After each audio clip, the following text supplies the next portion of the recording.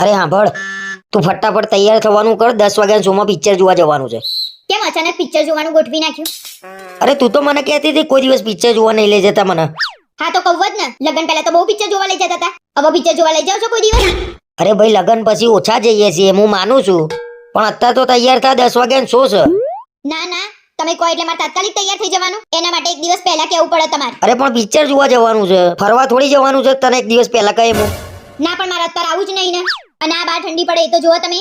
કેમ લગન પહેલા આપણે રાતે પિક્ચર જોવા જતા જ નતા? પહેલા ઠંડી પડતી જ નથી.